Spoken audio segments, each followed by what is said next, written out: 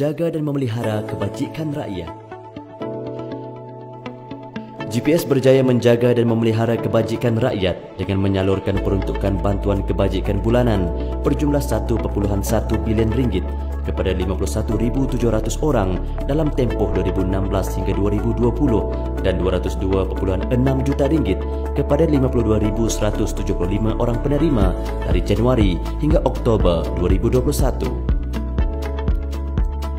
Menyediakan bantuan khas pesakit buah pinggang BPPP dan telah membantu 122 orang pesakit dengan perbelanjaan sebanyak 2.4 juta ringgit. Menyalurkan bantuan ihsan kematian BIK berjumlah RM3,000 kepada 5,241 orang waris dengan jumlah 13.6 juta ringgit. Menyediakan bantuan ibu bersalin BIB dengan pemberian RM450 seorang bagi penjagaan diri dan pemakanan ibu bersalin semasa berpantang dan memberi manfaat kepada lebih 36,000 ibu dengan jumlah peruntukan sebanyak 16.3 juta ringgit. Menyalurkan Endowment Fund Sarawak EFS bernilai RM1,000 kepada setiap anak kelahiran Sarawak dalam bentuk simpanan yang memberi manfaat kepada lebih 66,000 kanak-kanak dengan jumlah peruntukan sebanyak 66.2 juta ringgit. Menyalurkan geran tahunan khas GTK sebanyak RM5,000 kepada setiap institusi pendidikan kanak-kanak awal ECI yang berdaftar di Sarawak dengan lebih 8,748 ECI dan lebih 75,000 kanak-kanak dengan peruntukan sebanyak 43.7 juta ringgit. Menyediakan bantuan perubatan berjumlah 5 juta ringgit mulai 1 Oktober 2021 kepada pemohon yang layak dalam kumpulan B40 atau M40. Membantu 214,099 orang warga emas berumur 60 tahun dan ke atas melalui kenyalang Gold Card KGC yang memberi keistimewaan rebat atau diskaun ke atas pembelian barangan atau perkhidmatan. Melaksanakan program usahawan mikro kebajikan UMK dan setakat ini 8.7 juta ringgit telah diperuntukkan dan 141 UMK berjaya dan berdikari. Menubuhkan 13 buah pusat aktiviti warga emas PAWE dan 14 buah pusat perkhidmatan warga emas PPWE dengan keahlian seramai 49,471 orang dengan peruntukan geran berjumlah RM790,000. Menubuhkan 55 buah pertubuhan pemulihan dalam komuniti PPDK di seluruh Sarawak yang telah memberi manfaat kepada 2,112 orang pelatih warga orang kurang upaya.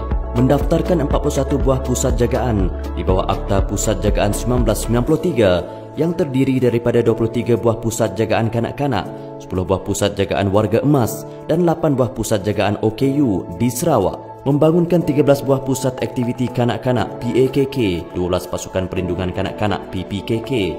Pada 2021, sejumlah RM133,549 geran berjaya disalurkan kepada PAKK dan PPKK bagi manfaat 1,042 orang kanak-kanak. Menubuhkan 12 pasukan kebajikan kanak-kanak PKKK. Membangunkan 114 taman asuhan kanak-kanak TASKA. Menubuhkan telecounseling komuniti JKM Sarawak bertujuan membantu komuniti yang terkesan dengan pandemik COVID-19 daripada segi psikologi dan emosi. Memberikan geran berjumlah 11.4 juta ringgit kepada 237 pertubuhan sukarela kebajikan PSK. Menubuhkan Pusat Sehenti Intervensi Awal OSEIC yang menyediakan diagnosis awal, pemulihan dan intervensi untuk kanak-kanak berkeperluan khas berumur 7 tahun ke bawah. Setakat 31 Oktober 2021, pusat tersebut mempunyai 224 kanak-kanak yang mendaftar dan sedang menerima perkhidmatan intervensi. Melibatkan OKU dalam aktiviti sihat, menyeronokkan, berketerampilan dan berbakat melalui Karnival Orang Kurang Upaya Sarawak, Kokus demi rakyat.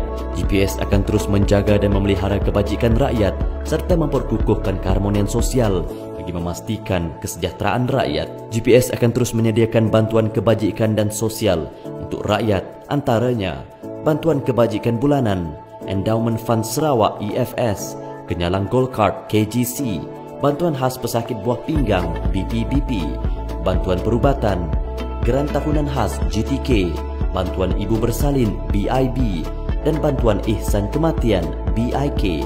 terus mengukuhkan jentera pentadbiran Majlis Pembangunan Sosial Sarawak MPSS, memperkasakan fungsi dan peranan Ketua Masyarakat dan Ketua Kaum KMKK dan Jabatan Kuasa Kemajuan dan Keselamatan Kampung JKKK, menganjurkan program-program solidariti, kemasyarakatan dan perayaan untuk mengukuhkan perpaduan dan keharmonian rakyat, menyemai semangat Sarawakku Sayang dan toleransi di peringkat akar umbi, memperkenalkan penggunaan aplikasi iSarawak Care Mobile sebagai platform bersepadu untuk mengurus semua perkhidmatan dan bantuan kebajikan, meneruskan projek sedia ada yang dapat memberi manfaat kepada golongan sasar, menjadikan kesejahteraan sosial diberi keutamaan dalam setiap perancangan projek.